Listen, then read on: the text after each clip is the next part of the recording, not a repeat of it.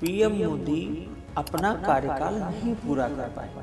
ये वाला ये वाला क्या लगता है आपको, उत्तर प्रदेश का जो चुनाव होने वाला है? योगी आदित्यनाथ बड़े आराम से चुनाव जीतते हुए दिख रहे हैं। कोई एक्टिव वॉर जैसा कुछ दिख रहा है एक्टिव क्या? वॉर हमारा अब चाइना से होगा इस साल के अंत तक, और नेक्स्ट ईयर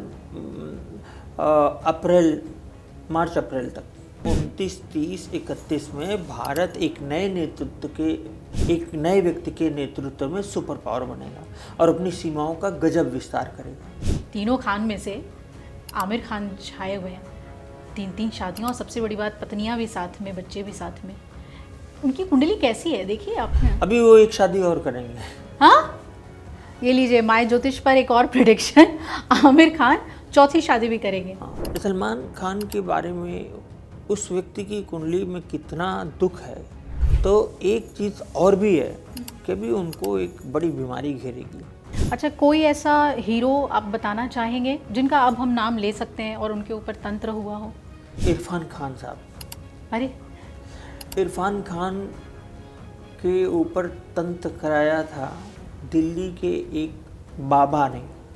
राम मंदिर की खबर आई, बद्रीनाथ की खबर आई, और एक एक करके ऐसा लग रहा है आस्था तो लोगों की वैसी ही है, लेकिन बहुत लोग व्यथित भी हैं इस बात से कि क्या धर्म के स्थान पर भी ऐसा कुकृत हो सकता है। 31 अक्टूबर तक यह देखने को मिलेगा कि कुछ धर्माचार्य वो न्यूज़ में रहेंगे, उनसे संबंधित गॉडमैन, कथावाचक। तो ये बताइए कि अभी 26 में और क्या क्या होना है? ऑब्वियस सी बात है कि 2026 अच्छा नहीं रहने वाला है। एक बार नवंबर से फिर बहुत ही ख़राब समय शुरू होगा। मतलब गांव के गांव बह जाएंगे। अभी आप सुनिएगा इस चीज़ को। मतलब इतना पानी रहेगा कि पूरा का पूरा लैंडस्लाइड होगा, सब बह जाएंगे। अब नाड़ी के बारे में हम जब सुनते हैं तो जो कुंडली में नाड़ी होती है वो भी जहन में आता है, नाड़ी जो हम पल्स देखते हैं वो भी जहन में आता है। तो ये नाड़ी कैसे देखी? कि नाड़ी ज्योतिष से भविष्यवाणी सबसे आसान हो जाती है। नाड़ी ज्योतिष में क्या है, सिर्फ लग्न कुंडली होगी और कुछ भी नहीं होगा, कोई नक्षत्र नहीं, सिर्फ उसकी डिग्रियां तक देखते हैं, कभी कभी डिग्री भी नहीं देखते। नमस्कार, बहुत बहुत स्वागत है आपका माय ज्योतिष में। आपके साथ मैं हूं अभिलाषा पाठक। माय ज्योतिष पर हमारे साथ हमेशा ज्योतिष के विद्वान जुड़ते रहते हैं जो आपको ज्योतिषीय जानकारी देते हैं, और आज भी हमारे साथ ऐसे ही मेहमान जुड़े हुए हैं जिनके प्रिडिक्शंस की सबसे ज़्यादा चर्चा होती है सोशल मीडिया पर। 2026 का आधा समय बीत चुका है, यानी कि जुलाई तक पहुंच चुके हैं हम। अब जो आने वाला समय है, आधा समय है, वो कैसा रहेगा, और सिर्फ 2026 ही नहीं बल्कि 2030 तक भारत के लिए कैसा रहने वाला है, वर्ल्ड लेवल पे कैसा रहने वाला है, और आम लोगों के लिए कैसा रहने वाला है, ये तमाम बातें हम समझेंगे, प्रेडिक्शंस जानेंगे कि आने वाला वक्त कैसा रहेगा। और इसे बताने के लिए, समझाने के लिए जो गेस्ट हमारे साथ हैं उन्हें आप भली भांति जानते हैं। हमारे साथ सुशील सर हैं, the famous astrologer. Warm welcome sir, बहुत बहुत स्वागत है आपका माय ज्योतिष में। धन्यवाद। आपके प्रेडिक्शंस बहुत ज़्यादा जाने जाते हैं, लेकिन मैं दर्शकों को ये भी बताऊं कि नाड़ी ज्योतिष में आपका एक स्पेशलाइजेशन है। तो जब ज्योतिष की बात आती है तो सबसे ज़्यादा हम जो पराशर के सूत्र हैं, जो पराशर ज्योतिष है, उसकी बात लोग ज़्यादा करते हैं। नाड़ी ज्योतिष कैसे ख़ास है या उसका क्या महत्व है, उसके बारे में ज़रा बताइए। देखिए, सबसे पहले मैं ये बताना चाहूँगा कि नाड़ी ज्योतिष पराशरी ज्योतिष से पुरानी है। अच्छा, पुरानी है। तो भगवान शंकर ने माँ पार्वती को बताया, और मतलब ये भगवान शंकर का ये दिया हुआ ज्ञान है। भगवान शंकर ने सब कुछ दिया, तंत्र दिया, सारे जितने सूत्र हैं ज्योतिष के और अध्यात्म के जितनी भी चीज़ें हैं सब उन्होंने, उन्हीं का ज्ञान। मतलब आप ये समझिए कि जो मेन टीचर हैं वो वही हैं, भगवान शंकर। बिल्कुल बिल्कुल। तो भृगु महाराज का उन्होंने नाड़ी ज्योतिष दिया, तो उन्हीं के प्रपौत्र हैं पराशर जी। तो फिर पराशर ने कहा कि पराशर ने उसको लंबा चौड़ा कर दिया ये वो। लेकिन नाड़ी ज्योतिष में क्या है, सिर्फ लग्न कुंडली होगी और कुछ भी नहीं होगा, कोई नक्षत्र नहीं, सिर्फ उसकी डिग्रियां तक देखते हैं, कभी कभी डिग्री भी नहीं देखते, लेकिन उसी के अंदर इतने ज़्यादा सूत्र हैं, उन्हीं सूत्रों पर सारी कहानी टिकी हुई है। मतलब अगर डेट ऑफ बर्थ मालूम है और टाइम ना मालूम हो तब भी नाड़ी ज्योतिष। तो हमने जो अपनी जो नाड़ी ज्योतिष है उसको मैंने नाम दिया गुप्त नाड़ी का। अच्छा जी। तो जी, तो इसको मैंने, ये बल्कि कॉपीराइट है मेरी इस पे, गुप्त नाड़ी पे। तो इस पर मैं आपको बताऊं, इतना मुझे आनंद आता है इस पे भविष्यवाणी करने पर, इससे करने पे। शादी का समय और बच्चे का समय ये सब फिक्स है। पराशरी में क्या है कि 5वें भाव का स्वामी यहाँ आएगा वहाँ। हालांकि पराशरी में मेरे गुरु श्री के.एन. राव सर तो पराशरी से ही किए, हालांकि नाड़ी का वो भी प्रयोग करते हैं, बताते नहीं। तो पराशरी ही उन्होंने पढ़ाया, तो पराशरी ही, और मैं 30-35 साल तक पराशरी ही किया। लेकिन अब पराशरी से चूँकि नाड़ी का ओरिजिनल चीज़ें मिलती नहीं, बहुत कम ही लोग हैं जो ओरिजिनल, इसीलिए मैंने गुप्त नाड़ी क्यों उसको रखा, क्योंकि ओरिजिनल चीज़, ओरिजिनल सूत्र बिल्कुल एकदम फिक्स है। शादी ये यहाँ पर होगा, ये यहाँ पर होगा, शादी हो जाएगी, डिवोर्स हो जाएगा, एक्स्ट्रा मैरिटल अफेयर होगा और बच्चे होंगे। ये बच्चों की शादियाँ कब होंगी, उसी कुंडली से जी। बहन के बेटा कब होगा, उसी कुंडली से। एक कुंडली इतना काम करती है। यानी आपका ये कहने का मतलब है कि अगर आप भविष्य देखना चाहते हैं, प्रेजेंट और पास्ट ज़्यादातर लोग बता देते हैं, लेकिन भविष्य क्या होगा, प्रिडिक्शंस ही कहा जाता है कि ज्योतिष में सबसे ज़्यादा मुश्किल है। बाकी तो कैलकुलेशंस हैं, आप दशा, महादशा, अंतरदशा देखकर आप कैलकुलेशन कर लेते हैं, लेकिन प्रिडिक्शन सबसे ज़्यादा टफ है। तो नाड़ी ज्योतिष से ये बिल्कुल आसान हो जाता है। अब नाड़ी के बारे में हम जब सुनते हैं तो जो कुंडली में नाड़ी होती है वो भी जहन में आता है, नाड़ी जो हम पल्स देखते हैं वो भी जहन में आता है। तो ये नाड़ी कैसे देखी जाती है? बिल्कुल आपकी बात सही है। देखिए, पहली बात तो ये मैं बता दूं कि नाड़ी ज्योतिष से भविष्यवाणी सबसे आसान हो जाती है। उसका काम, मेन काम है भविष्यवाणी करना। अच्छा। आजकल जो ज्योतिष पढ़ाते हैं उनमें बहुत सारे लोग ऐसा है, मैं भी पढ़ाने वाला हूँ, उन जो पढ़ाते हैं उनका काम क्या है, वो कहते हैं कि astrology is not a tool for predicting events. वो सीधे कहते हैं भविष्यवाणी करने के लिए नहीं है, वो एकदम हाथ झाड़ लिए वहाँ से जी। अब क्या है कि नाड़ी ज्योतिष का बेसिकली काम यही है कि वो भविष्यवाणी करना है, वो पराशरी से बिल्कुल पूरी तरह से अलग है। अच्छा, जैसे पराशरी में बहुत सारे, जैसे हम कहते हैं कि तरीके बताए जाते हैं कि उन ग्रहों के प्रभाव को सही करने के लिए या सकारात्मक करने के लिए आप क्या कर सकते हैं, दान से लेकर जेमस्टोन और पूजा पाठ, बहुत कुछ। क्या नाड़ी में भी रेमेडीज आती हैं? देखिए, मैं अगर सच बताऊं तो नाड़ी ज्योतिष बहुत ही बेदर्द है, मतलब बहुत ही रूड है इस मामले में।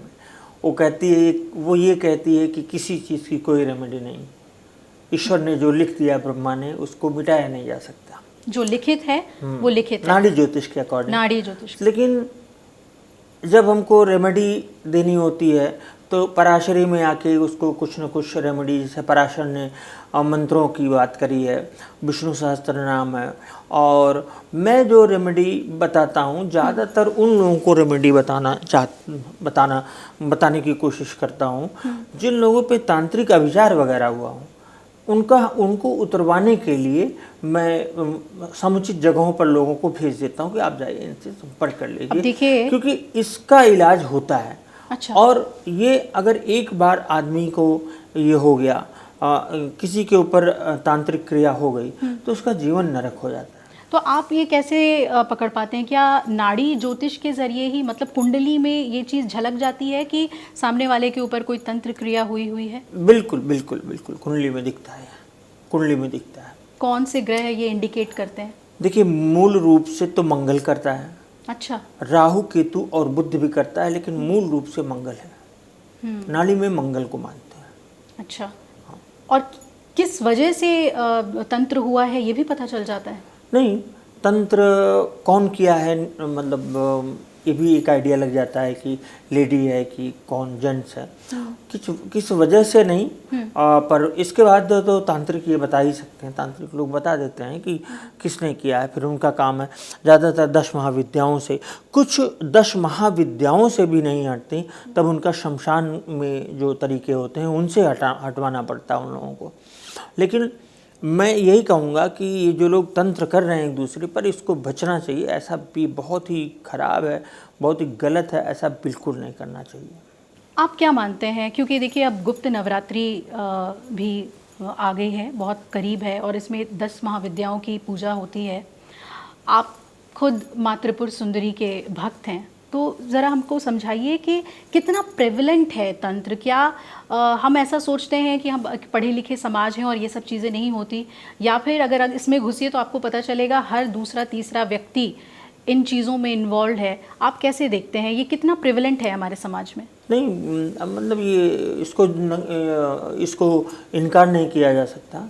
ये है, ये है, और ये किस इंडस्ट्री में नहीं है, सब में है। फिल्म इंडस्ट्री में है, ज़बरदस्त है। इवन पॉलिटिक्स में है, एक दूसरे के खिलाफ करते हैं। कॉर्पोरेट हर जगह है। एस्ट्रोलॉजी में भी है, इस इंडस्ट्री में भी है। अच्छा, हाँ, इस इंडस्ट्री में। कभी आपके ऊपर तंत्र हुआ है मेरे क्या? ऊपर तो बहुत लगातार हो रहा है, मुझे कोई फर्क नहीं पड़ता। मैं देखिए क्या है कि मैं माँ त्रिपुर सुंदरी का और माँ दुर्गा का भक्त तो हूँ, लेकिन एक अनन्य भक्त हूँ खानदानी तरीके से, ननिहाल में, ददियाल में, हर जगह हनुमान जी का। तो मेरा वो संभाल लेते हैं। भूत पिशाच निकट नहीं आवे, महावीर वीर जब नाम सुनावे। मैं आपको इसी में बहुत अच्छी बात बताना चाहूँगा। इधर उधर की जो लोग कराते हैं, हनुमान चालीसा की एक एक चौपाइयाँ अगर लोग करें और उसको रिपीटेडली करें तो वही काम कर जाती है। जब ये भूत पिशाच निकट नहीं आवे, महावीर जब नाम सुनावे, सिर्फ यही अगर लगातार रिपीट करे आदमी तो बहुत बहुत फायदा होता है। अच्छा। लोगों को। हाँ, तो एक तो ये है, नासे रोग हरे सब पीरा, जप निरंतर हनुमान बीरा, संकट ते हनुमान छुड़ावे। और उसके बाद संकट कटे मिटे सब पीरा, जो सिमरे हनुमान बल बीरा। कई लोग कोविड के दौरान इसी चौपाई से मैंने कई लोगों को बाहर निकाला, यही चौपाई उन्होंने किया। फिर उसके बाद महामृत्युंजय वगैरह तो है। तो रेमेडी नाड़ी ज्योतिष में तो मना है ही है, लेकिन ये इन जो विद्याएं हैं, ये जो विद्याएं हैं, मतलब नाड़ी ज्योतिष रूढ़ है, क्योंकि वो तो सब कुछ एक तरह से दिखा देगी, ये है, हम बाकी हम नहीं जानते। लेकिन मेरा ये मानना है कि जैसे 10 ये गुप्त नवरात्र आ रहे हैं, इन गुप्त नवरात्रों में आम आदमी को 2 देवियों की पूजा करनी चाहिए, एक माँ त्रिपुर सुंदरी और एक माँ काली। माँ त्रिपुर सुंदरी के लिए एक क्रिस्टल का श्रीयंत्र लें, श्रीयंत्र रखें, और उनका जो मंत्र है त्रिपुर सुंदरी का, माँ त्रिपुर सुंदरी का, वो मंत्र से 1000 बार एक बार थोड़ा सा उनको नैवेद्य, जल स्नान करा के, नैवेद्य है, फूल है, पुष्प है, अक्षत सब करा के, वस्त्र वगैरह, और 1000 एक बार वो जाप करके रखते हैं। फिर उनको रोज़ परफ्यूम लगाएं, बढ़िया सा परफ्यूम। माँ मतलब वो हाईएस्ट अथॉरिटी हैं ब्यूटी की, उनसे खूबसूरत कोई नहीं है, उनसे खूबसूरत कोई नहीं है। उनको जब दर्शन हुआ, जब शंकराचार्य को यहाँ पे कश्मीर में, मैं आपकी गया था श्रीनगर में, जिस जगह पे उनको दर्शन हुआ था, शंकराचार्य मंदिर नहीं, शंकराचार्य मंदिर में नहीं हुआ था, ये तो बात है। हाँ। शंकराचार्य मंदिर में उन्होंने सौंदर्य लहरी की रचना की। अच्छा। वो जो उनको देखा तो आके वहाँ पे लिखा, ये है हरि पर्वत पर। अच्छा। थोड़ी दूर है, वहाँ से 5 किलोमीटर दूर है, वो बहुत ऊंचाई पे वो भी है। तो हरि पर्वत पर उन्होंने माँ का दर्शन हुआ था। और बेसिकली शारिका देवी, जो शारिका देवी हैं, तो वहीं पे अवतरित हुई थी, वहीं पे शंकराचार्य को दर्शन हुआ था। तो इतनी ब्यूटी की मालिक हैं, धन की मालिक हैं, अबंडेंस की मालिक हैं, प्रचुरता की, अथाह धन, इन सब तो एक ये हो गई, और दूसरी अपनी रक्षा के लिए माँ काली की। माँ काली के लिए कुछ नहीं तो सिंपल जो एक अक्षरी मंत्र है, क्रीम क्रीम क्रीम, और माँ त्रिपुर सुंदरी के लिए ह्रीम, या फिर दूसरा मंत्र है ओम ऐं ह्रीं श्रीं त्रिपुर सुंदरिये नमः। ये पूरा जपते जाइए पूरे नवरात्र में, ये एक ही मंत्र करना है और कुछ नहीं करना है। बहुत सुंदर, आपने गुप्त नवरात्रि के लिए कैसे मंत्र करना है वो भी हमारे दर्शकों को बता दिया है। लेकिन एक बात बताइए, मुझे लगता है आप ऐसे बिरले ज्योतिष हैं जो कि ज्योतिषीय ज्ञान के साथ साथ ये भी मानता है कि तंत्र भी होता है। ज़्यादातर एस्ट्रोलॉजर जो हैं वो आपको कुंडली देखेंगे, आप बोलेंगे कि आप राहु का जप करा लीजिए, आप मंगल का करा लीजिए, शुक्र का करा लीजिए, इतने हज़ार जप होंगे, या फिर वो जेम्स बताते हैं कि रूबी पहनिए या पुखराज पहनिए। बड़ा महंगा भी होता है ये सब आम लोगों के लिए। आप ये कहते हैं कि तंत्र है और फिर आप रेमेडी के लिए भी भेजते हैं, तो आखिर तंत्र कैसे पॉसिबल है? कुंडली तो समझ में आती है बात कि हम इस भाग्य के साथ जन्मे हैं, लेकिन तंत्र आखिर कैसे हो सकता है? अगर मैं यहाँ बैठी हुई हूँ और अगर कोई मेरा दुश्मन बैठा हुआ है मेरे होम टाउन में या कहीं और, तो वो क्या वहाँ से मेरे ऊपर तंत्र कर सकता है? How it works? आपकी फ़ोटो है ना उसके पास, सोशल मीडिया में तो फोटोज़ होती हैं। अच्छा, मैं कह रहा हूँ गांव में बचपन में जब हम लोग छोटे थे, मुझे एक एक कहानी याद है, क्योंकि मैं 9 साल की उम्र से बाहर चला गया, हॉस्टल चला गया, लेकिन मुझे सब चीज़ें याद हैं। जब कोई गाय किसी की बहुत ज़्यादा दूध देती थी गांव में, तो लोग आते, अगर कुछ लोग ऐसे होते थे, अरे ये तो बहुत दूध दे रही है, फिर दूसरे नजर लगना जिसको कहते हैं। हाँ। तो नज़र लगना ये भी, this is also a part of तंत्र, ये भी शुरुआत है। क्योंकि अगर आपने किसी चीज़ को देखा, आपके अंदर इन्वी फील हुआ, इन्वीस ये आपके अंदर ईर्ष्या हुई, तो वो जो है उस आदमी के मतलब कमर के नीचे एस्ट्रल बॉडीज फॉर्म होंगी, तो वो जाके वही तंत्र या भूत प्रेत जो मानिए वो बन जाती हैं और वो ऊपर परेशान करती हैं। तो जो सोशल मीडिया में लोग अपनी फ़ोटोज़ डालते हैं, मैं गया उज्जैन में करीब 15 दिन पहले की बात है, एक के ऐसे ऐसे पेड़ थे, पूरे पेड़ में हज़ारों कील ठुकी हुई है, फ़ोटो और ऐसे ऐसे उसके ऊपर कील, तो सबके ऊपर मारण, उच्चाटन, विद्वेषण यही सब किया गया था। मुझसे आगे ना निकल जाए, नहीं, ज़्यादा पैसे ना कमाए, नहीं, आगे निकल जाए न जाए। ये इन्वी किस तरह की इन्वी, जलन किस तरीके की? इनमें इस तरह का है कि इसका नुकसान हो जाए। अच्छा, एक तंत्र कितने टाइम तक सस्टेन करता है? तंत्र का समस्या तो ये है कि सस्टेन करने का तो सवाल ही नहीं उठता। जब वो तंत्र है, आपने हटवाया, फिर उनको मालूम चल जाएगा, फिर वो कर देंगे। यानी कि वो रीडू हो जाता है, जैसे हम कोई किसी चीज़ को रिफिल करते हैं। हाँ, रिफिल। तो वो मतलब मैं कह तो रहा हूँ, आपने तंत्र करवाया, आपने तंत्र हटवाया, उधर पता चल गया, उधर फिर हो गया तंत्र। अच्छा, ये तो इसके लिए एक मारुति स्त्रोत है। अच्छा। मारुति स्त्रोत, छोटा सा स्त्रोत है भगवान हनुमान जी का, तो वो भी बहुत अच्छा है। कुछ नहीं तो, क्योंकि मेरा अपना मानना है कि हनुमान जी कलयुग के मात्र एक ऐसे देवता हैं जो तुरंत सुन लेते हैं, तो प्रत्यक्ष हैं, साक्षात तुरंत सुन लेते हैं, लेकिन आदमी गड़बड़ ना हो। गड़बड़ आदमी को पसंद नहीं करते। गड़बड़ से आपका क्या मतलब है? मतलब जैसे वो गलत आदमी ना हो, गलत आदमी ना हो, उस पर वो कम ध्यान देते हैं। गलत काम ना करता हो, ये नहीं कि आप गलत काम कर रहे हैं और बार बार मंदिर में जाकर पूजा कर रहे हैं, तो ईश्वर आपकी नहीं सुनेंगे। नहीं, वो मतलब वो इफ बट देखते हैं हनुमान जी, इस तरह के। आपको सात्विक भी रहना होगा। देखिए, सात्विक रहने का मतलब जैसे खाने पीने से अगर है ये सब, तो मैं वेज नॉन वेज नहीं, मैं नहीं मानता। आप नहीं मानते नहीं, इस पर? क्योंकि बहुत ज़्यादा चर्चा होती है, तो सोशल मीडिया पर भी बहुत ज़्यादा चर्चा होती है कि बलि नहीं होना चाहिए। और मैं इसीलिए बता रहा हूँ, मैं एक क्षत्रिय परिवार में पैदा हुआ, लेकिन मैंने जब ज्योतिष शुरू किया तो 2000 में, मतलब आज के 26 साल पहले, मैं नॉनवेज छोड़ा।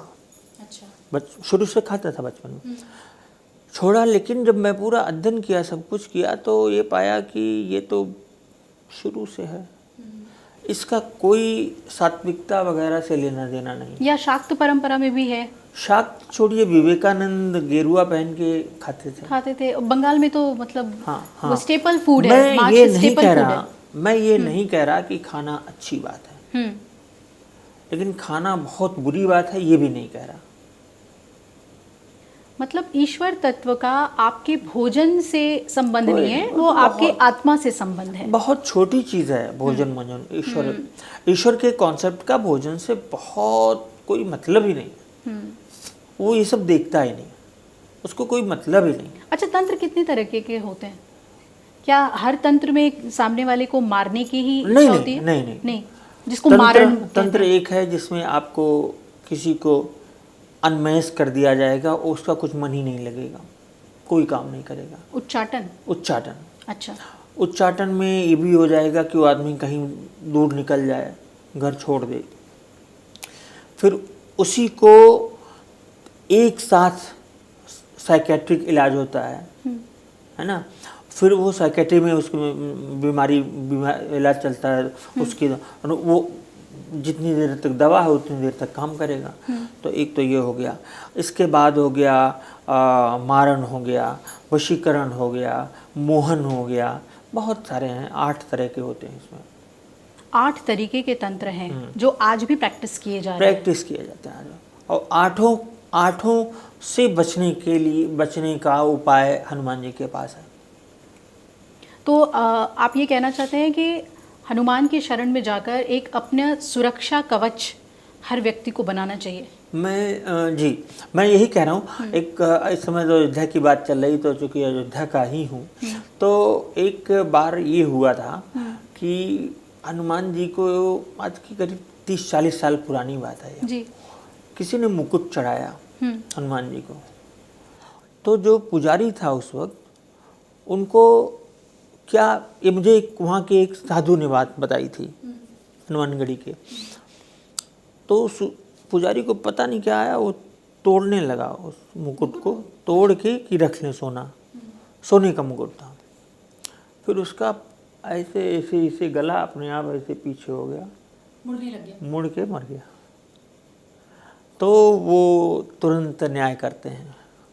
अच्छा, देखिए, अयोध्या की बात आपने कर दी और चोरी की भी बात कर दी। चढ़ावा चोरी इस वक्त खबरों में सबसे ज़्यादा है। क्या लग रहा है आपको, ये जो 2026 में हुआ है, ये क्या ऐसे और भी वाकया सामने आएंगे? क्योंकि राम मंदिर की खबर आई, बद्रीनाथ की खबर आई, और एक एक करके ऐसा लग रहा है, आस्था तो लोगों की वैसी ही है, लेकिन बहुत लोग व्यथित भी हैं इस बात से कि क्या धर्म के स्थान पर भी ऐसा कुकृत हो सकता है? क्या एस्ट्रोलॉजिकली कुछ ऐसे ग्रहों का प्रभाव है जो ये चीज़ें हो रही हैं? है ना, एस्ट्रोलॉजिकली ये है कि जो कर्क में जुपिटर आया है कर्क के ऊपर, मतलब भारत के तीसरे घर में 5 ग्रहों के ऊपर, सूर्य, शनि, बुध, शुक्र, इनके ऊपर आया है। तो ये इसके पहले भी जब आया बृहस्पति 12-12 सालों पे, तो तब छोटी छोटी घटनाएं हुई थी। देखिए, राम मंदिर एक ऐसा सेंसिटिव मंदिर है कि वो दुनिया का सबसे सेंसिटिव धार्मिक जोन है। वहाँ पर कुछ भी होगा तो सब न्यूज़ बन जाती है। तो अभी भी ये होगा कि ये बृहस्पति अभी तो 31 अक्टूबर से जनवरी तक ये फिर चला जाएगा सिंह में। उसके बाद फिर कर्क में जब आएगा, तो अभी तो 31 अक्टूबर तक तो चलेगा। तो 31 अक्टूबर तक यह देखने को मिलेगा कि कुछ धर्माचार्य वो न्यूज़ में रहेंगे, उनसे संबंधित गवर्नमेंट, कथावाचक, मैंने पहले भी कहा था, जुडिशरी से संबंधित लोग देखें। अभी एक वायरल वीडियो हो गया, कल गाली गलौज कर दिया। तो बृहस्पति से संबंधित जुडिशरी हुआ, टीचर हुआ, या कोई बहुत बड़ा एकेडमिशियन हुआ, तो और लॉ का कोई जानकार हुआ, इस तरह के लोग, इनसे संबंधित लोग विवादों में आएंगे। आप कह रहे हैं कि ये लोग विवादों में आएंगे, लेकिन कर्क राशि में बृहस्पति को तो हम कहते हैं कि मतलब वो उच्च हो जाएंगे, एग्जॉल्टेड हो जाएंगे, तो माना जाता है कि ये तो बहुत अच्छे रिजल्ट्स लेकर आएंगे। लेकिन जो विवाद हो रहे हैं, आपने अकोमोडेशन की बात की, तो खान सर जेल जाने की नौबत, है ना? ये भी हुआ, इसी में हुआ। स्वामी अविमुक्तेश्वरानंद, उनके ऊपर इतना गंभीर आरोप लगा, है ना? तो ये बताइए कि ये तो पॉजिटिव होता हुआ तो दिख नहीं रहा है, ये तो नेगेटिव दिख रहा है, ऐसा क्यों? कर्क में आने का मतलब यही तो लोग गलत समझ लेते हैं। कर्क में वो उच्च का है तो उच्च से क्या हुआ? उच्च में आके वो शादियां तोड़ देता है। उच्च बस एक मिराज है, भ्रम है, बस भ्रम है। उच्च का ठीक है, वो काम करेगा, लेकिन कहीं पे वो अब जब 5 ग्रहों के ऊपर आके बैठ गया है तो वहाँ क्या करेगा? वो तो उनका असर देगा ना। फिर वो नाड़ी में है कि उनके ऊपर बैठा तो उनके हिसाब से काम करेगा। वो एक एक ग्रह से बातचीत करेगा, एक एक ग्रह से संवाद करेगा, फिर परिणाम देगा। ये है। तो यानी कि जो ग्रह बैठे हुए हैं उनके साथ जब बृहस्पति आ रहे हैं, चाहे वो कंजंक्शन ना हो, लेकिन वो उसी हिसाब से, उनके ग्रह के हिसाब से ही रिजल्ट्स आएंगे। तो ये बताइए कि अभी 26 में और क्या क्या होना है? पहले मैं आपको एक चीज़ और बता दूं। बृहस्पति जब जो आए हैं तो जिनके जन्मकालीन शनि के ऊपर आए हैं, सिर्फ शनि और कोई ग्रह ना हो, या जिनके जन्मकालीन बृहस्पति के ऊपर आए हैं और जिनके बृहस्पति शनि दोनों पर आए हैं, उनके लिए बड़ा अच्छा है। आपका कहने का मतलब है जिनका नटल जन्मकालीन, मतलब जो उसकी महादशा में जन्मे होंगे, शनि की महादशा में जिनका जन्म हुआ होगा?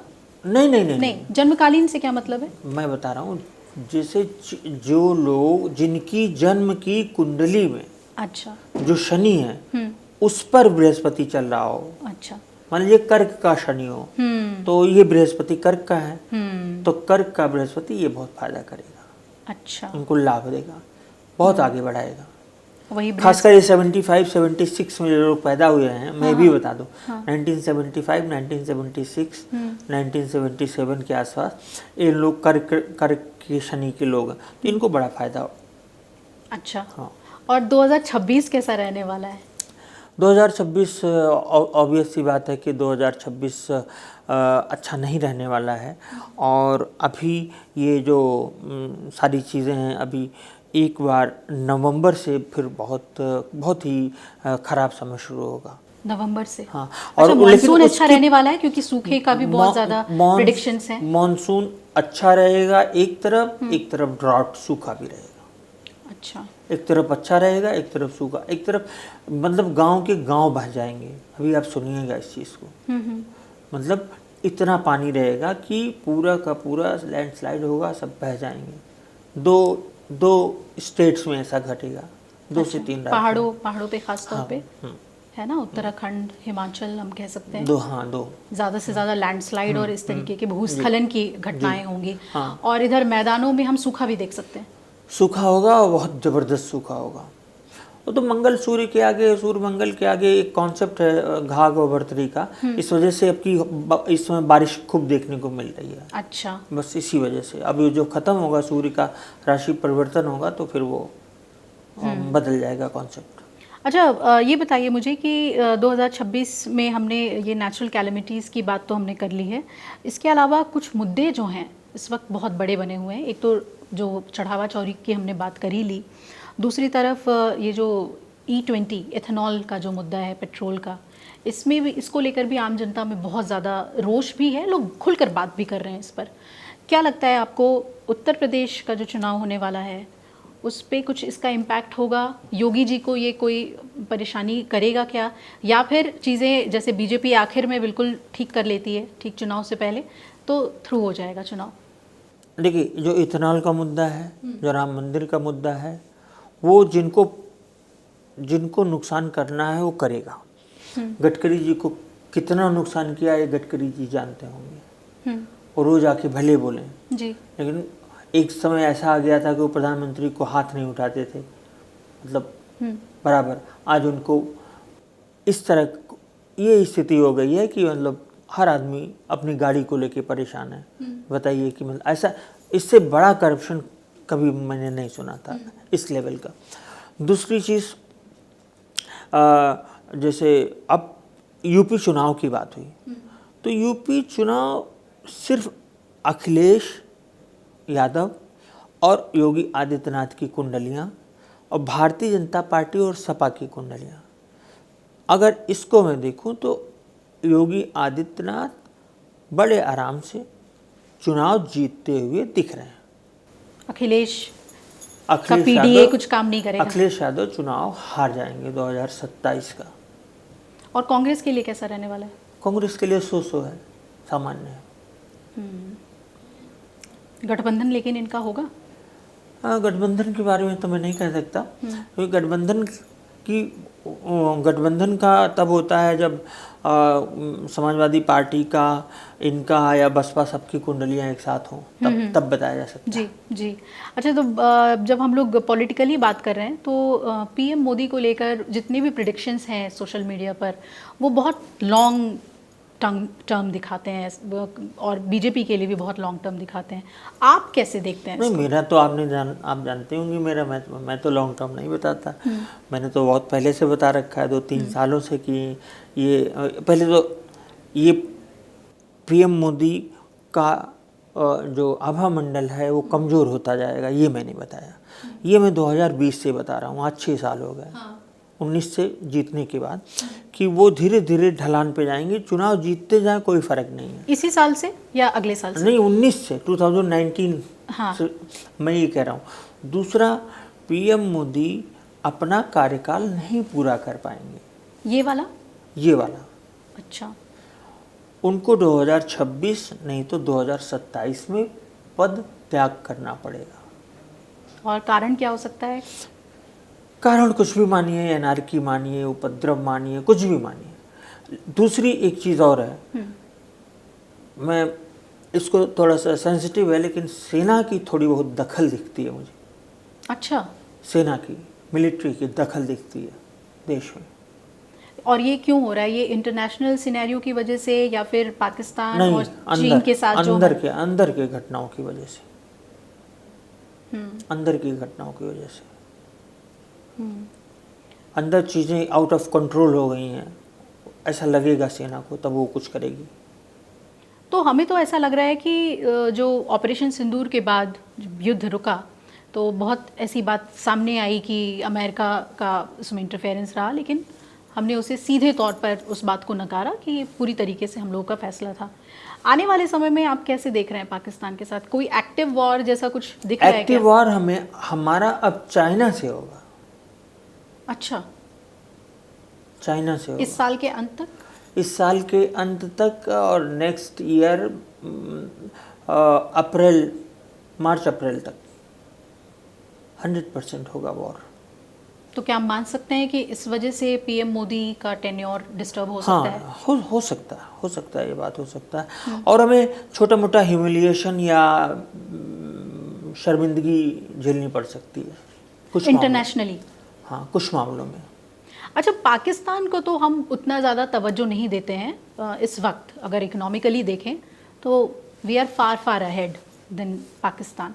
लेकिन अमेरिका एक बहुत बड़ा फैक्टर है इस वक्त, वो भी परेशान है जो जितनी भी युद्ध चल रहे हैं उसको लेकर। ईरान और रशिया, यूक्रेन, तमाम चीज़ें, इजराइल को जिस तरीके से सपोर्ट कर रहा है अमेरिका, कभी हिड़की भी देता है, तमाम चीज़ें। अमेरिका को कैसे देख रहे हैं आप? आने वाले 2030 तक कहाँ देख रहे हैं आप अमेरिका को? अमेरिका 30 तक कोई बहुत अच्छी स्थिति नहीं रह जाएगी अमेरिका की। साख में बहुत ज़्यादा गिरावट? हाँ, साख में बहुत ज़्यादा गिरावट। डॉलर का वैल्यू, वो सब, एवरीथिंग, सब में गिरावट होगी। ट्रम्प बने रहेंगे? ट्रम्प का जो अपना कार्यकाल है, तो इनके ऊपर कुछ इम्पीचमेंट वगैरह आ सकता है, ये बने रहेंगे, लेकिन अमेरिका की जो वैल्यू है वो घटती जाएगी। तो कौन सा देश है जो वैल्यू वाइज ऊपर आएगा? 29-30 के आसपास तो भारत आएगा। यानी कि एक प्रेडिक्शन तो इंटैक्ट बना हुआ है कि हम सुपर पावर बनेंगे।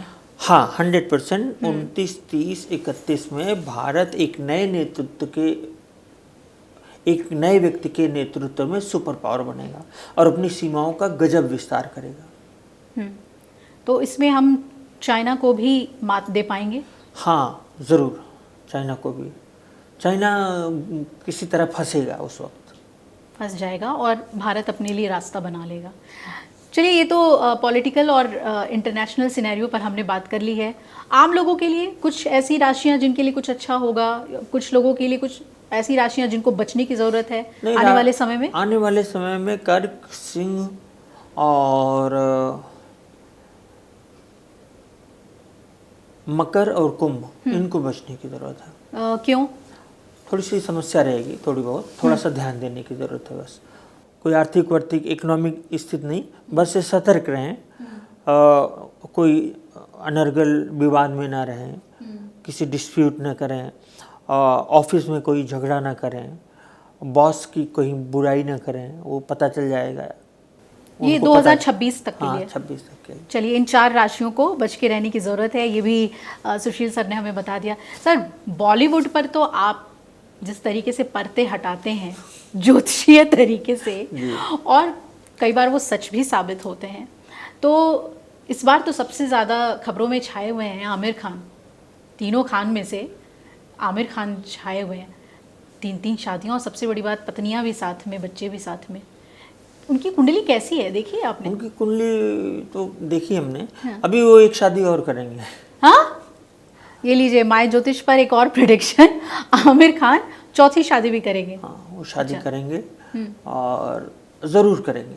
ये मल्टी मैरिजेस, मल्टी रिलेशंस किस ग्रह से कुंडली में दिखता है? मल्टीपल मैरिजेस जो हैं वो तो बहुत सारे सूत्र हैं। एक सिंपल सा जानिए, जब डुअल राशियां होती हैं, जैसे मिथुन, कन्या, धनु और मीन, ये डुअल, तो इसमें मल्टीपल मैरिजेस की बहुत संभावना होती हैं, 2 की संभावना होती है। और मल्टीपल टर्म जो है वो राहु है, मतलब कई, ज़्यादा, अबेंडेंट, वो राहु है। तो जब राहु से इन सब का संबंध हो जाता है तो मल्टीपल मैरिजेस हो जाती हैं। जैसे संजय दत्त की थी, संजय दत्त साहब का राहु से संबंध है, तो उनका 3 शादी हुई, तो इनकी 3 हुई ना, तो इनकी अभी और होगी एक, कम से कम एक, ज़्यादा से ज़्यादा 2। आमिर खान की कम से कम एक और होगी, ज़्यादा से ज़्यादा 2 होगी, है ना। और यही देखते जाइए, अभी इनका चलेगा। अच्छा, सलमान खान को लेकर भी आपने एक प्रेडिक्शन किया था और सोशल मीडिया पर उसको लेकर काफ़ी बातें हुई। इनफैक्ट आप खान्स को लेकर प्रेडिक्शन करने में आगे रहते हैं। शाहरुख खान को लेकर भी आपने प्रेडिक्शन किया था। जी, मैं ऐसा कोई मेरा इरादा नहीं था कि खान्स को लेकर मैं करूं। हाँ। उस वक्त मेरे सामने बस कुंडली आ गई इन लोगों की। अच्छा। तो हमने एज बता दी कि 67.5 ईयर्स एज बताई मैंने, ये 67। अब एक चीज़ और मैं कहना चाहूँगा कि उसके बाद आप जानते हैं, मैं पब्लिकली मैंने कहा कि मैं अब नहीं किसी का एज या डेथ नहीं बताऊँगा, पब्लिकली नहीं बताऊँगा। और मैंने ये भी कहा कि मुझे नहीं करना चाहिए था, मैंने माना था इस बात को।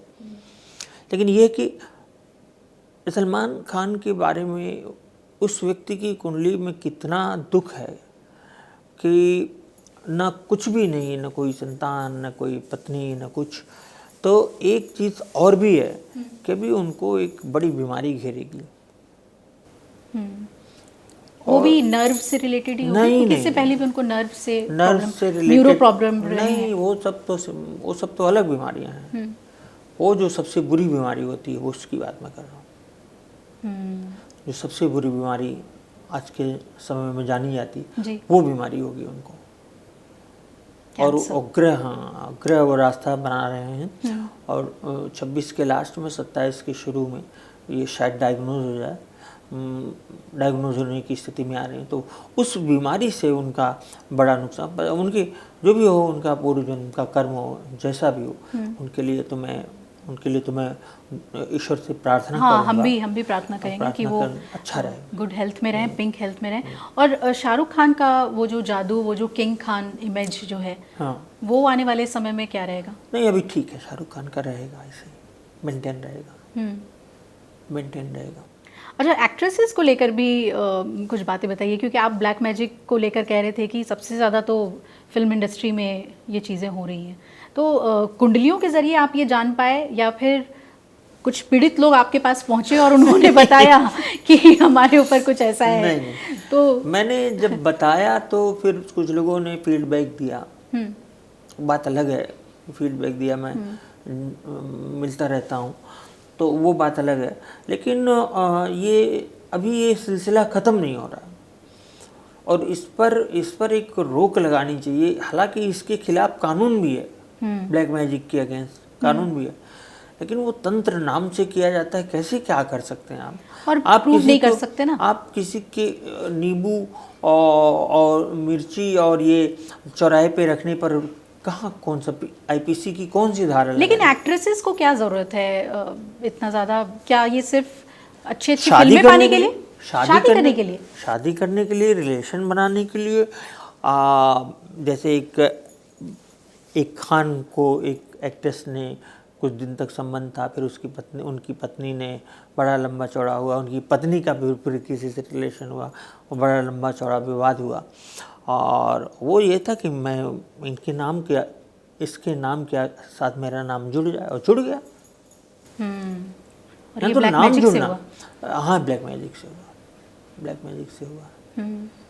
तो ये शादी करने के लिए, रिलेशन बनाने के लिए खास तौर पे होता है। हाँ, करियर के लिए उतना नहीं होता कि अच्छी फिल्में मुझे मिल जाए या इस एक्ट्रेस से कंपटीशन में नहीं होता। होता होगा।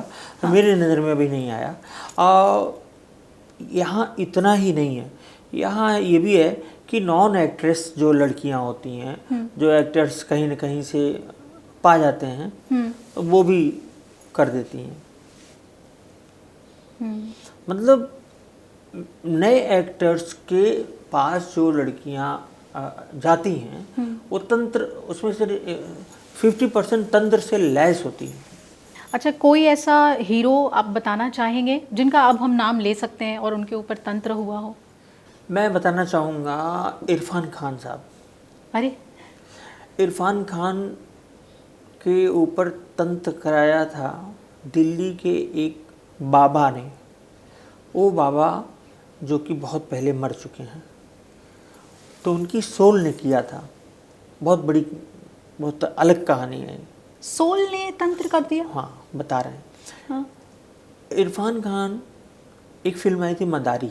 हाँ, तो उसके बहुत अक्लेम्ड मूवी है वो। हाँ, बहुत अक्लेम्ड। तो उसके प्रोड्यूसर और जो डायरेक्टर थे, मदारी के प्रोड्यूसर, डायरेक्टर और इरफान खान, तीनों लोग दिल्ली आते हैं और दिल्ली से जब लौट के जाते हैं बीमार पड़ते हैं और महीने 1.5 महीने में सब मर जाते हैं तीनों।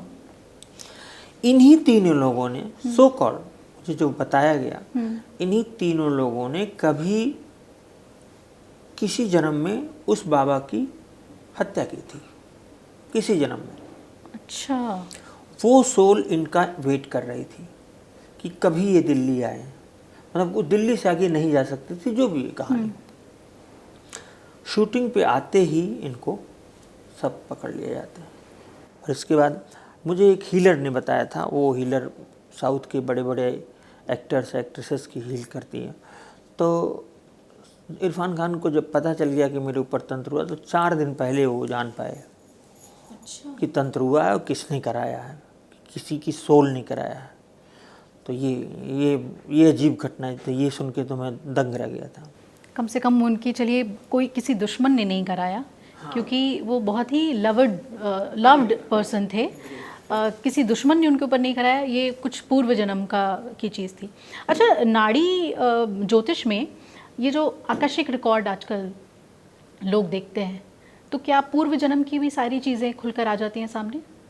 और क्या उसको ठीक भी किया जा सकता है? नाड़ी ज्योतिष 2 तरह की होती है जी। एक ज्योतिष होती है थंब इम्प्रेशन वाली। हाँ, जो दक्षिण में बहुत लोकप्रिय है। जो दक्षिण में होती है, जिसको मैं थोड़ा सा मिथ बर्स्ट करना चाहूँगा उसका, कि वो क्या होता है कि आपका थंब इम्प्रेशन लिया उन्होंने, फिर वो आपका बंडल निकालेंगे, फिर आपसे सवाल पूछेंगे, फिर तो सबसे अच्छा जो है वैथिश्रन कोयल है। अच्छा। वैथिश्रन कोयल तमिलनाडु, वहाँ से तो मोटा मोटी चीज़ें बता देते हैं, उसमें एक आध बड़ी दर्दनाक चीज़ें भी बता देते हैं वो लोग। तो वो नाड़ी अलग है ना, और ये नाड़ी अलग है जो आप करते हैं। हाँ, इसमें कुंडली से, हमारा कुंडली से, ये सूत्रों पे है, एकदम फिक्स इसके फॉर्मूले हैं, ये प्लस ये। तो क्या नाड़ी में ही तंत्र की बातें पता चलती हैं या पराशरी में भी पता चलती नहीं, है? पराशरी में भी पता चलती है। लेकिन नाड़ी में उसमें बिल्कुल वो जिसको हाँ, कहते नाड़ी हैं में ऑथेंटिक हो जाता है हाँ, वो। बिल्कुल बिल्कुल। और नाड़ी में रेमेडी में मंदिरों के दर्शन वगैरह के लिए बताया गया है, ज्योतिर्लिंगों के दर्शन के लिए बताया गया है। अच्छा, ये सब मतलब वो बहुत बड़े एक रेमेडीज़ के तौर पे हम हाँ, कह हाँ। सकते हैं। तो मुझे ये बताइए कि क्योंकि सावन बिल्कुल पास है और 12 ज्योतिर्लिंगों को 12 जो हमारी राशियां हैं उसमें भी बांटा गया है कि इस राशि वाले को इस अमुक ज्योतिर्लिंग में जाना चाहिए, उसके बारे में कुछ बताना चाहेंगे आप? नहीं, वो तो अलग अलग है। देखिए, 12 चीज़ 12 में बांट देना, इसका कोई महत्व नहीं है। कम से कम अलग अलग चीज़ों से रुद्राभिषेक करें। अच्छा। गन्ने के रस से और जल से और इसके अलावा घी से, दही से, इस तरह का रुद्राभिषेक करें और सावन में करना चाहिए। हर किसी को करना चाहिए? हर किसी को करें। मतलब ये उसका फल तो प्राप्त ही होगा, ज़रूर प्राप्त होगा। अच्छा, मैं फिर से वही तंत्र पे मैं बार बार आ जा रही हूँ क्योंकि आपके ज्योतिष के साथ साथ इस पर भी मतलब काफ़ी आपने काम किया है। तो जितनी भी आप कुंडलियाँ स्टार्स के ख़ास तौर पे देखते हैं, तो रेमेडीज़ आप फिर क्या बताते हो, या आप बता देते हो कि आप इस चीज़ से बाहर आ जाओगे या कुछ टाइम लगेगा? महादशा अंतरदशा का भी कुछ इसमें कुछ असर होता है क्या? एक उसका समय तो आता ही है कि कब आदमी बाहर आएगा, कब आदमी। प्लेनेटरी सपोर्ट चाहिए? प्लेनेटरी सपोर्ट चाहिए, जुपिटर का सपोर्ट होता है। और अगर जुपिटर का सपोर्ट ना हो किसी की कुंडली में? हाँ, तो फिर नहीं होगा, तब नहीं बाहर आएगा। बहुत लोग तो तंत्र ऐसा उन पर उच्चाटन किया गया कि करते करते करते वो फिर ख़त्म हो गए, चले गए, डेथ ही होगी। पता लग जाना भी क्या रेमेडी ही है? कहते हैं कि आपको पता लग जा रहा है, इसका मतलब आपके स्टार सपोर्ट कर रहे हैं। हाँ, एक कह सकते हैं पता लग जाए, लेकिन उसके लिए फिर जैसे बंगलामुखी हुआ या फिर तंत्र हुआ, घोर तंत्र हुआ है, तो तारा और काली की उपासना हो, तो ये जरूरी है। ये मतलब ये करवाना ही करवाना है व्यक्ति को। अच्छा, बहुत सारे लोग कहते हैं कि ज़्यादा ज्योतिष के चक्कर में नहीं पड़ना चाहिए क्योंकि आपके जो भविष्य में क्या होने वाला है, अगर वही आपने जान लिया तो फिर ईश्वर का क्या महत्व है और कर्म का क्या महत्व है। आप इसको किस तरीके से देखते हैं? नहीं, ऐसी बात नहीं। देखिए, ज्योतिष उत्सुकता का विज्ञान है। हाँ। आदमी शुरू से ही उत्सुक रहा है चीज़ों को जानने के लिए। ये जब हम कुछ नहीं थे तो ये बिजली कैसे कड़कती है, जब हम लोग जंगलों में थे तो ये सब, तो ये हमारे साथ क्या होने वाला है ये जानने के लिए उत्सुकता। मैं ज्योतिष क्षेत्र में इसीलिए आया।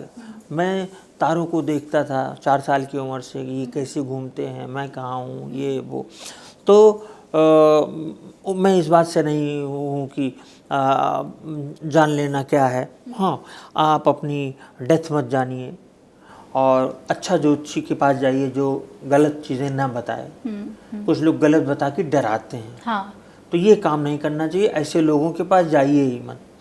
वो डराएंगे, और मैं बता रहा हूँ कि वो नहीं, कुछ जो शौकिया, कुछ लोगों के घर के मेंबर्स, कुछ रिश्तेदार इतना बुरा बुरा बता देंगे, वो फिर आते हैं लोग। तो ऐसे लोगों से बचना चाहिए। यानी कि आप जाएं, ज्योतिष को समझें, ऑथेंटिक समझें। हाँ, और अच्छे ज्योतिषी से मिले, वो अच्छी ही राय देंगे। कई लोग कहते हैं ना ये बहुत महंगा शौक है कि महंगे महंगे कंसल्टेशन पे करो, फिर महंगे महंगे जेम्स पहनो। जेम्स मत पहनिए, मत पहनिए। हमने कोई जेम्स नहीं पहना, बिल्कुल। लेकिन हाँ, अगर कोई जो मुझसे कहता है, क्योंकि बहुत लोग का जेम्स पहने बिना नहीं रह जाते, तो मैं बता देता हूँ, हाँ पहन लीजिए। जेम्स का असर होता है? आप क्या मानते हैं? पता नहीं, नहीं कह सकते। नहीं कह सकता मैं। हालांकि होता होगा। जिस तरह मंत्र का असर, अगर मंत्र का असर है तो जेम्स का असर होता होगा। लेकिन मैं मेरे गुरु ने यही बताया था कि जेम्स से दूर रहना, तो गुरु जी की बस इतनी बात मैं ध्यान रखता हूँ। उन्होंने कहा था दूर रहना। हाँ। तो मुझे ये बताइए कि सबसे अचूक उपाय, जिसने अपनी कुंडली नहीं भी दिखाई हो और उसके लाइफ में प्रॉब्लम्स चल रहे हैं और वो किसी अच्छे एस्ट्रोलॉजर के पास नहीं पहुंच पा रहा हो, तो कोई एक ऐसा अचूक उपाय जिससे सभी ग्रहों को कंट्रोल किया जा सकता है या उसके नेगेटिव इफेक्ट को दूर किया जा सकता है, तो कौन से उपाय करने चाहिए? एक तो हनुमान चालीसा और फिर राम रक्षा स्तोत्र। अच्छा। बस ये दो। और धन के लिए जो मैंने अभी त्रिपुर सुंदरी माँ का मंत्र बताया, और एक लक्ष्मी जी का मंत्र है, ओम श्रीम ह्रीम क्लीम ऐं कमलवासिन्यै नमः। ये लक्ष्मी जी की फोटो लगाएं और बगल में श्री यंत्र में त्रिपुर सुंदरी यहीं है, दोनों लोगों को परफ्यूम लगाएं बढ़िया सुगंध, और उनको चढ़ावा चढ़ाएं, नैवेद्य फल फूल, और ये मंत्र पढ़ें। चलिए, आपने उपाय भी बता दिए। 2026 कैसा रहने वाला है हमने ये भी आपसे जाना है, और आखिर में 27, 28, 29, 30 ये साल वो जाने दीजिए, वो बहुत डरावने हैं। वो डरावने हैं? हाँ, डरावने। किस लिहाज से डरावने हैं? युद्धों का युद्ध के साल है। मतलब ये वर्ल्ड वॉर के साल हैं। भारत भी होगा उसमें शामिल? भारत का कम नुकसान होगा। हाँ, आपने तो कहा ही कि हम सुपर पावर बनेंगे, तो हाँ, लेकिन मैंने ये भी कहा है कि एक बार हमारा ह्यूमिलिएशन होगा, एक बार हम बेइज्जत होंगे, एक बार थोड़ा सा, फिर कुछ होगा। और पीओके पाकिस्तान, इसको लेकर कुछ प्रेडिक्शन? अभी कुछ नहीं, 29 से पहले कुछ नहीं। 29 से पहले कुछ नहीं। और बीजेपी को ही देख रहे हैं आप सत्ता में? हाँ, बीजेपी। कितने समय तक? फिलहाल तो वही दिख रही है। फिलहाल वही दिख रही है। अगर कोई मिलिट्री या इस तरह का इंटरवेंशन ना हुआ तो, सैन्य कोई कार्रवाई ना हुई तो, अगर पार्टी में अगर पार्टी की बात आएगी तो बीजेपी रहेगी। लेकिन विपक्ष को आप कहीं नहीं देख रहे ना? राहुल गांधी, ममता, इन लोगों को आप कहीं नहीं देख रहे? ये कोई बड़ा इम्पैक्ट डाले? मात्र एक थोड़ी सी कुंडली प्रियंका गांधी की है, थोड़ी सी अच्छी। हाँ, थोड़ा बहुत उनका इम्पैक्ट दिखेगा। हाँ, कभी दिख सकता है, कुछ दिनों के लिए। चलिए, बहुत सारी चीज़ें हमने आपसे पूछी, और कुंडली से लेकर और नाड़ी ज्योतिष को हमने आज आपके ज़रिए समझा है। एक अलग विज्ञान है ये, आगे भी हम कोशिश करेंगे इससे जुड़ी हुई जानकारी अपने दर्शकों तक पहुंचाएं। माय ज्योतिष में आने के लिए सुशील सर बहुत बहुत धन्यवाद, शुक्रिया आपका। आगे भी हम ज्योतिष पर ऐसी ही अपनी चर्चाएं लेकर आते रहेंगे, पॉडकास्ट लेकर आते रहेंगे। आप जुड़े रहिएगा माय ज्योतिष के साथ। नमस्कार। इसी प्रकार की वीडियोस देखने के लिए हमें सब्सक्राइब करना ना भूलें, और एस्ट्रोलॉजी से जुड़ी लेटेस्ट जानकारी के लिए डाउनलोड करें माय ज्योतिष ऐप।